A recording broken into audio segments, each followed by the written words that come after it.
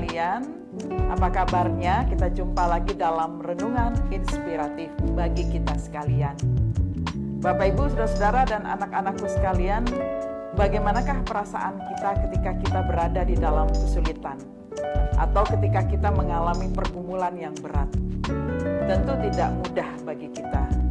Ada waktu ketika kita ingin sekali keluar dari permasalahan itu, tetapi justru ketika kita semakin berlari dan juga semakin meninggalkan kenyataan, yang kita alami adalah kita terus mengalami kekosongan dan kehampaan. Dalam renungan inspiratif ini kita belajar dari pengalaman bangsa Israel ketika mereka pulang dari pembuangan. Dan mereka menemukan bahwa kehidupan mereka itu tidak baik-baik saja, karena kehidupan mereka berubah. Tidak seperti ketika dalam pembuangan mereka harus memulai segala sesuatunya dengan yang baru. Mulai dari titik nol. Dan inilah yang kita renungkan bersama, seperti itu kira-kira ketika kita mengalami kehidupan yang sulit. Kita kemudian akhirnya menjadi bimbang, bingung, khawatir, dan tidak bisa lagi berbuat apa-apa. Bacaan kita dari Mazmur 126 hari ini, pada ayatnya yang pertama sampai dengan yang ketiga, yang mengatakan demikian.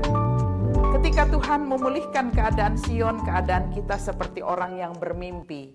Pada waktu itu mulut kita penuh dengan tawa dan lidah kita dengan sorak-sorai. Pada waktu itu dikatakan di antara bangsa-bangsa, Tuhan telah melakukan perbuatan besar kepada mereka. Tuhan telah melakukan perbuatan besar kepada kita, maka kita bersuka cita.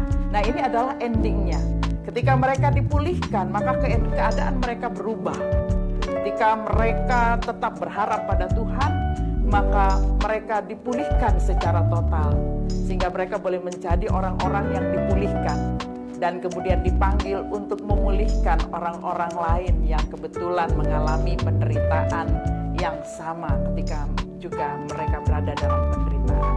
Jadi firman Tuhan hari ini mau mengajak kita semua, Bapak, Ibu, Saudara-saudara, dan anak-anak sekalian, mari kita tegar menghadapi segala sesuatu yang terjadi dalam kehidupan kita. Kita percaya bahwa ada pemulihan yang dikerjakan oleh Allah kita, Allah yang baik, Allah yang peduli.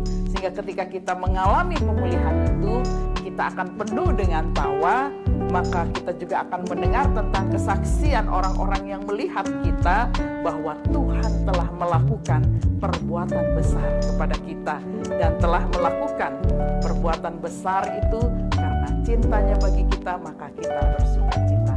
Mari saudara, kuat dan tabahlah. Jadilah orang-orang yang dipulihkan, yang kemudian memulihkan orang lain. Tuhan memberkati kita semua.